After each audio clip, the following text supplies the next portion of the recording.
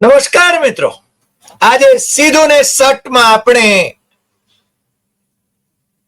જે વાત કરવાના છીએ એ ભારત સાર્વભૌમ રાષ્ટ્ર છે કે નહીં અને અમેરિકા ભારતને દબડાવી શકે કે કેમ એના વિશે આપણે વાત કરીશું. અમે એવું માનીએ છીએ કે 15 ઓગસ્ટ 1947 ભારત આઝાદ થયું. 26 જાન્યુઆરી 1950 ભારત પ્રજાસત્તાક બન્યું અને ભારતીય બંધારણ અમલમાં આવ્યું. ભારત સોવરીન કન્ટ્રી છે, સોવરીન રાષ્ટ્ર છે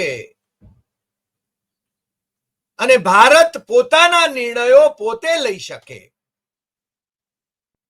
એને માટે સક્ષમ છે.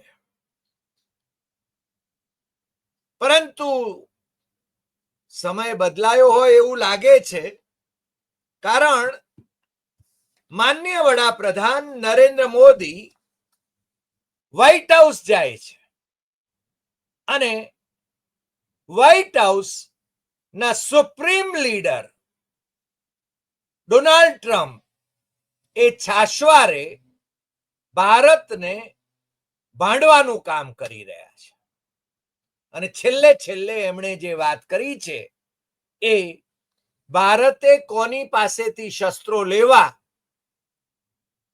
અને અમેરિકા પાસેથી જ કેમ શસ્ત્રો લેવા, રશિયા પાસેથી ખૂબ શસ્ત્રો લીધા અને લશ્કરી સરંજામ ખરીદ્યો અને હવે તમારે છે ને જો જીતવું હોય કોઈની સામે જંગમાં તો અમેરિકાનો શસ્ત્ર સરંજામ એ તમારે ખરીદવો પડશે, એવી જ્યારે ડોનાલ્ડ ટ્રમ્પ વાત કરે અને માન્ય વડાપ્રધાન જો એ વાતને સ્વીકારે, અમે એવું ઈચ્છીએ કે માન્ય વડાપ્રધાન નરેન્દ્ર મોદી આ વાતને નકારી કાઢે,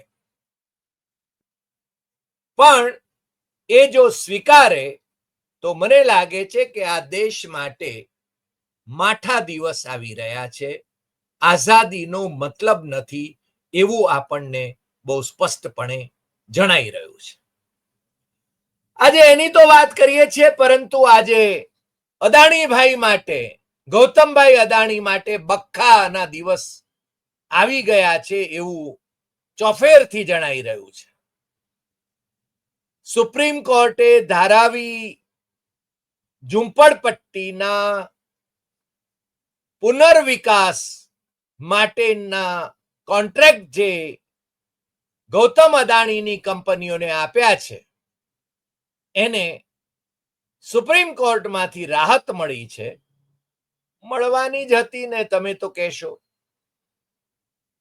એની સાથે સાથે એક તસવીર પણ અમે જોઈ અને એ પણ પાછી અદાણીની કંપની એનડીટીવી એના ઉપર જોઈ કે गौतम अदानी ने खावड़ा और मुंद्रा का दौरा करने वाली 9 देशों की महिला राजदूतों और उच्चायुक्तों का जताया आभार. एक तस्वीर એમણે રજૂ કરી છે.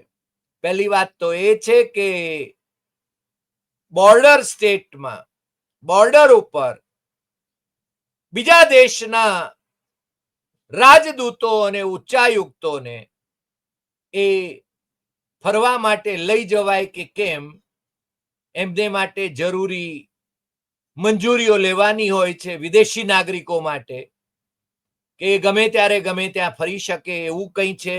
અદાણીભાઈ છે તો એમના માટે જેમ ખાવડાની અંદર 10 કિલોમીટર બોર્ડરથી દૂર સુધી કોઈને પ્રાઇવેટલી કોઈ ડેવલપમેન્ટ કરવા માટે અથવા તો કોઈ પ્રાઇવેટ કંપનીને જમીન ફાળવી ન શકાય, એમાં નરેન્દ્ર મોદીની સરકારે એ નિયમ બદલીને એને 1 કિલોમીટરનો કરી ખાવડાની અંદર 455 ચોરસ કિલોમીટર જેટલો વિસ્તાર અદાણીને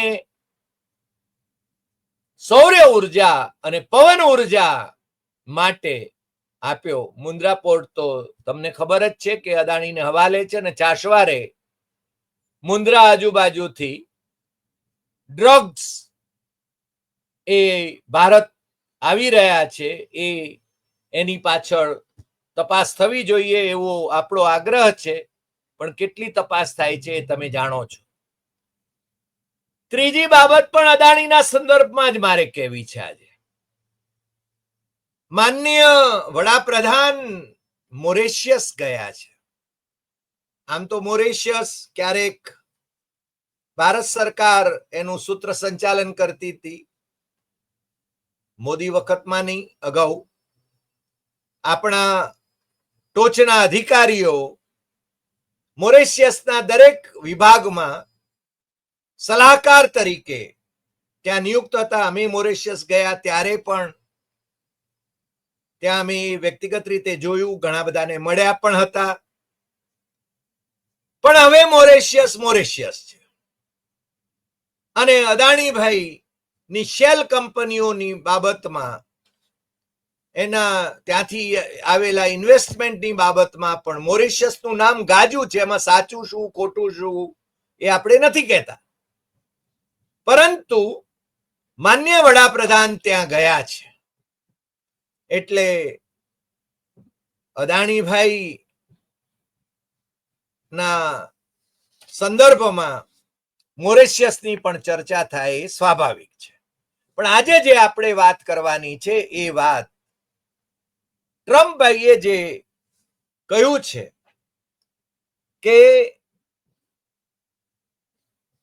ભારતે રશિયા પાસેથી ખૂબ શસ્ત્ર સરંજામ ખરીદ્યો છે, યુદ્ધ વિમાનો ખરીદ્યા છે.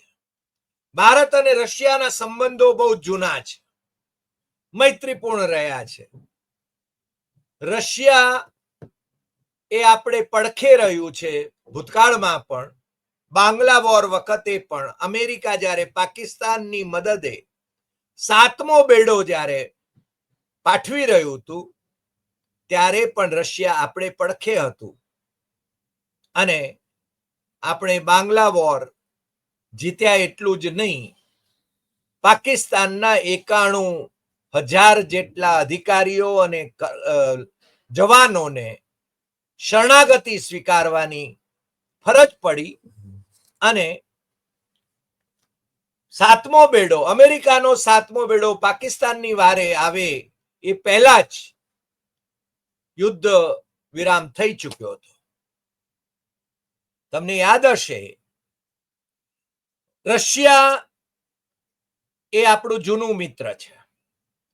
રશિયા પાસેથી આપણે શસ્ત્ર સરંજામ ખરીદતા રહ્યા છીએ. લગભગ 60 થી 72% જેટલો લશ્કરી શસ્ત્ર સરંજામ એ રશિયાથી આવે છે અને માનનીય વડાપ્રધાન નરેન્દ્ર મોદી એ હવે અમેરિકા સાથે કેવા સંબંધો સ્થાપિત કરીને ટ્રમ્પભાઈ જેમ કહે છે એમ યુદ્ધ વિમાન સ્લિથ F-35 એ ખરીદશે કે કેમ, કારણ કે ટ્રમ્પભાઈ એ આપણને વેચવા માંગે છે અને આ સૌથી મોંઘામાં મોંઘા યુદ્ધ વિમાન છે. $80 મિલિયન નું એક વિમાન આવે છે, યુદ્ધ વિમાન. અને ભારતને ટ્રમ્પભાઈ વેચવા માંગે છે. નરેન્દ્ર મોદી હજુ એના વિશે કોઈ હોંકારો ભણ્યો નથી એવા વાવડ તો છે. અને સાથે સાથે આપણા જે લશ્કરી વડા છે, આપણા જે એરફોર્સના વડા છે, એમણે કહ્યું છે કે આવી કોઈ પ્રપોઝલ હજુ સુધી આવી નથી. હકીકતમાં પ્રપોઝલ એમણે આપવાની હોય અને સરકાર ખરીદે, પણ આપણે ત્યાં ઉલટું ચાલી રહ્યું છે કે સરકાર પોતે ખરીદવા માંગતી હોય અને એની પ્રપોઝલ પછી એ ડિફેન્સ મિનિસ્ટ્રી પાસે આવે, ડિફેન્સ એસ્ટાબ્લિશમેન્ટ તરફથી, અને એના પછી એ વિમાનો યુદ્ધ વિમાનો અથવા તો બીજો શસ્ત્ર સરંજામ એ ખરીદવામાં આવે. હવે આ જે વિમાનો જે છે F-35 ભાઈ શ્રી ટ્રમ્પ અમેરિકાના પ્રેસિડેન્ટ અને આમ દુનિયાને ધ્રુજાવનારા અત્યારે આપણા નાગરિકો જે ગેરકાયદે ત્યાં આગળ ઘૂસી ગયેલા અમેરિકામાં ને ડિટેક્ટ કરાયા, એમને છે ને બેડીઓ હાથમાં ને પગમાં પહેરાવીને એમણે 4 ખેપ મોકલાવી અને છતાંય મારા વડાપ્રધાને નથી કર્યું. કોલંબિયા કે મેક્સિકોએ અમેરિકાના વિમાનને, લશ્કરી વિમાનમાં એમના નાગરિકોને એટલે લઈને આવતા લશ્કરી વિમાનને એમની ધરતી પર ઉતરવા ન દીધા અને એમણે પોતાના વિમાન મોકલીને પોતાના નાગરિકોને પોતાના દેશમાં બોલાવ્યા અને એ વખતે એમનું સ્વાગત કરવા માટે એમના રાષ્ટ્રપતિ પણ ઉપસ્થિત રહ્યા. જ્યારે આપણા માનનીય વડાપ્રધાન એ તો જાણે કે આના વિશે કશું બોલતા નથી. મને લાગે છે મૌની બાબા થઈ ગયા છે. આ મૌની બાબા શબ્દ પ્રયોગ હું એમનો જ વાપરી રહ્યો છું, જે એ ડોક્ટર મનમોહનસિંહ વિશે વાપરતા હતા, એટલે જ હું કહી રહ્યો છું. હું અસંસ્કારી ભાષા નથી વાપરતો, પણ માનનીય વડાપ્રધાનની જ ભાષા હું અહીંયા કોટ કરી રહ્યો છું. એટલે એમની આ શરણાગતિ છે અમેરિકા સામે કે શું, એવો પ્રશ્ન આપણને જરૂર થાય છે. દૂરદર્શન ન્યૂઝ ઉપર અમે એની વેબસાઇટ ઉપરના સમાચારો જોઈએ છીએ તો ડિફેન્સ પ્રોક્યોરમેન્ટની એટલે લશ્કરી ખરીદી એની બાબતમાં પણ છે ને માનનીય વડાપ્રધાન અને એમની વચ્ચે કંઈક ચર્ચા થઈ છે. એટલું જ નહીં, પણ 2030 સુધીમાં એ મિશન 500 કહે છે, $500 બિલિયન એનો એટલો વેપાર અમેરિકા સાથે કરવા માટે એ તૈયાર છે. સિવિલ ન્યુક્લિયર કોઓપરેશન અને એનર્જી સિક્યોરિટી એની પણ એ વાત કરી છે એમણે. નાસા અને ઇસરોના સંદર્ભમાં પણ એ કરે છે. પરંતુ મેં તમને જેમ કહ્યું એમ કે પેલા જે વિમાન છે જેને એલન મસ્ક, જે તમને આજકાલ કદાચ ટ્રમ્પના બહુ જ લાડકા સાથી જે છે, આપણે ટ્વિટરના પણ માલિક છે, ટ્વિટર એને એક્સ કરી નાખ્યું એમણે. બંને જણા આમ તો સનકી છે, ગમે ત્યારે ગમે તે કરી શકે એટલા સક્ષમ છે, બિલિયોનર્સ છે. અને મને ખ્યાલ છે કે બહુ જ જાણકાર વ્યક્તિએ કહેલું કે આ અમેરિકાની સરકાર એ it is the government by billionaires, for billionaires, of billionaires. એટલે આપણે જેમ democracy for people, of people, by people જેમ કહીએ છીએ, એમ અહીંયા બધું છે ને બિલિયોનર્સને માટે છે. અને એટલા માટે ત્યાં ઘણો બધો ઉહાપો પણ મચી રહ્યો છે. અમેરિકાની પ્રજા એ ટ્રમ્પભાઈને જીતાડીને પસ્તાઈ પણ રહી છે.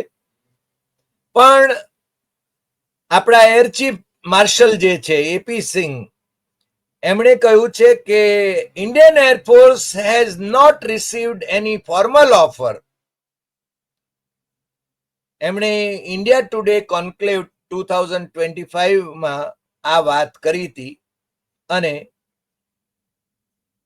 આ અંદાજ જે છે મેં તમને કહ્યું એ કે $80 મિલિયન નું એક F-35 એ યુદ્ધ વિમાન આવે છે. અને તમને નવાઈ લાગશે કે આ 5મી જનરેશનનું છે. અને એલન મસ્કે કહ્યું હતું, એલન મસ્ક તો એમ કે છે, અને તો તમે એલન મસ્કની વેબસાઇટ ઉપર જશો તો તમને એ જાણવા મળશે, તમને જોવાય મળશે એમના લખાણ કે આ છે ને બહુ જ મોંઘો કબાડ છે, આ કબાડો છે, આ ભંગારવાળો છે. અને એ કહે છે કે the idiots R manufacturing F-35. આ એલન મસ્કના શબ્દો છે. એટલે તમે સમજી શકો છો કે આપણે જો એ ખરીદવાના હોય અથવા આપણી સરકાર જો એ ખરીદે અથવા આપણી સરકારને જો ફરજ પડે ખરીદવા માટે, તો એ 5મી જનરેશનના આ કબાડાને આપણે ખરીદવાનો છે. અને એને કારણે ટ્રમ્પભાઈ એમ કહે છે કે તમારે યુદ્ધ જીતવું હોય તો આ ખરીદવા પડશે, અથવા તો બીજી શસ્ત્ર સરંજામ તમારે છે ને અમેરિકાથી તમે નહીં ખરીદો તો તમે યુદ્ધ જીતી નહીં શકો. એટલે કે યુદ્ધ જીતા, તમને ખ્યાલ છે, મારે કહેવાની જરૂર નથી, અમેરિકા ટેરરિસ્ટોને પણ પોષે છે, ટેરરિસ્ટોને પણ આર્મ્સ મોકલાવે છે, પહોંચાડે છે. અમેરિકા તાનાશાહોને પણ પોષે છે. આમ તમને ખ્યાલ હશે કે ઓસામા બિન લાદેન, આમ તો સાઉદી અરેબિયાના એ બિલિયોનર, ઓસામા વોઝ બિલિયોનર, પણ એને છે ને દુનિયાનો સૌથી ખૂંખાર ટેરરિસ્ટ તરીકેની ટ્રેનિંગ આપીને એમણે અફઘાનિસ્તાનમાં સત્તા પલટો કરાવવાની કોશિશ કરેલી, અને એ જ ઓસામા બિન લાદેનને એમણે પૂરો પણ કર્યો. એટલે અમેરિકા એ દુનિયાભરના તાનાશાહોને પણ પોષે છે, દુનિયાભરના ટેરરિસ્ટોને પણ પોષે છે, કારણ કે એની જે શસ્ત્ર સરંજામની જે લોબી છે એ બધાને શસ્ત્રો પહોંચાડે છે. આ વાત આપણા દર્શકોને તો ખ્યાલ હોય જ, પણ ન જેમને ખ્યાલ હોય એમને મારે આ ચોખવટ કરવી પડે. પણ સાથે સાથે એક બીજી વાત પણ છે. તમને ખ્યાલ છે કે અમેરિકા પાકિસ્તાનનું મિત્ર તો છે આજે, પણ સીઆઈએના અડ્ડા પાકિસ્તાન ઓક્યુપાઈડ કાશ્મીરમાં આજે પણ છે, એના બેઝ છે, કારણ કે એને સ્ટ્રેટેજિક એ અડ્ડા ત્યાં આગળ છે ને રાખવા જરૂરી છે. પણ અત્યારે પાકિસ્તાન ચીનના ખોળામાં વધારે છે, અને આ જે F-35 કે છે એના કરતા પણ વધારે આધુનિક એવું ચીનનું J-35 એ યુદ્ધ વિમાન જે છે એ 5મી જનરેશન અને 6ઠ્ઠી જનરેશનના એવા 40 ચીની યુદ્ધ વિમાનો એ પાકિસ્તાનને આપવા માટે ચીન સાથેની એની મંત્રણા એ ડિસેમ્બરમાં જ ચાલુ થઈ ગઈ હતી. એટલે ભાઈ શ્રી આપણા મોદીજી અમેરિકા જાય પ્રેસિડેન્ટ ટ્રમ્પને મળવા માટે, એ પહેલા ડિસેમ્બર મહિનામાં, ડિસેમ્બર 24 એટલે 2024, એમાં તમારામાંથી જેમને રસ હોય એ મિન્ટનો રિપોર્ટ પણ તમે ગૂગલ કરશો તો તમને મળી જશે. આપણે તો જ્યારે હંમેશા વાત કરીએ ત્યારે આધાર સાથે વાત કરીએ છીએ, અને કાં તમે છે ને ગ્લોબલ ટાઈમ્સ રિફર કરો, ગ્લોબલ ટાઈમ્સ તમે ગૂગલ કરો. ગ્લોબલ ટાઈમ્સ એ ચીનનું સરકારી અખબાર છે, એટલે કે ચીનનું મુખપત્ર છે, અને એમાં પણ આ J-35, આ લોકો જે કે છે એને F-35 કહે છે, અહીંયા છે ને ચીન છે ને એને J-35 કહે છે. અને આ J-35 એ અમેરિકાએ પાકિસ્તાનને આપેલા F-16 કરતા પણ વધારે મારક શક્તિ ધરાવનાર યુદ્ધ વિમાન છે. અને ઓફકોર્સ અનકન્ફર્મ રિપોર્ટ એવા છે, અને એ લોકોનો દાવો એવો છે. હું એમ નથી કહેતો કે આપણે કોઈ રીતે ઉણા ઉતરીએ એમ છીએ, કે આપણું એરફોર્સ કોઈ પણ રીતે ઊણું ઉતરે એવું છે, એવું હું નથી માનતો. આપણું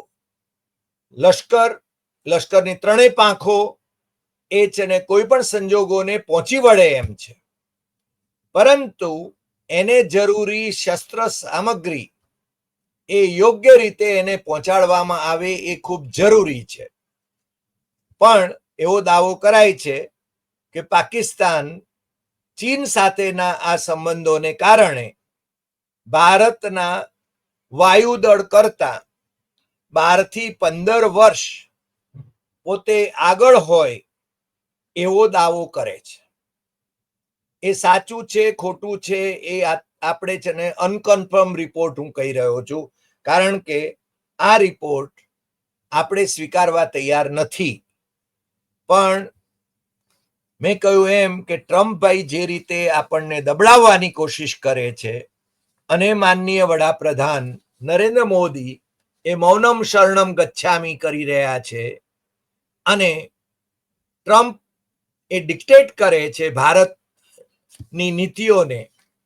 ટેરિફ ઓછા કરીને ભાઈ શ્રી મોદી ત્યાં વ્હાઇટ હાઉસ ગયા હતા અને હજુ પણ ટેરિફ ઓછા કરવા માટે એ આપણી ઉપર દબાણ લાવી રહ્યા છે. એટલે મારે તો એમ કહેવું છે કે ભારત એ સોવરીન કન્ટ્રી છે અને છતાં અમેરિકા એ આપણને દબડાવવાની કોશિશ કરે અને આપણે છે ને એના પ્રભાવમાં આવી જઈએ એટલા આપણે પોચટ તો નથી જ, અને આપણે છે ને એ સ્વીકારવું ન જોઈએ એવું હું દ્રઢપણે માનું છું. માનનીય વડાપ્રધાન પણ એ નહીં ડિક્ટેશન નહીં સ્વીકારે એવું પણ મને અપેક્ષિત છે. હું એ અપેક્ષા કરું છું. આજે આટલી વાત. ફરી મળીશું નવા એપિસોડમાં નવા વિષય સાથે. તમને જો આ એપિસોડ ગમ્યો હોય તો સૌથી વધુ શેર કરશો, લાઈક કરશો, કમેન્ટ કરશો અને દેશના હિત માટે અવાજ ઉઠાવતા રહેશો. લોકશાહી બચાવવા માટે અવાજ ઉઠાવતા રહેશો. બંધારણ બચાવવા માટે અવાજ ઉઠાવતા રહેશો અને આપણા મિત્રોને, દુનિયાભરમાં જે ગુજરાતીઓ છે એમને આપણી YouTube channel doctor Hari Desai Satyam એવમ તથ્યમ એ સબસ્ક્રાઇબ કરવા માટે જરૂર કહેતા રહેશો. નમસ્કાર.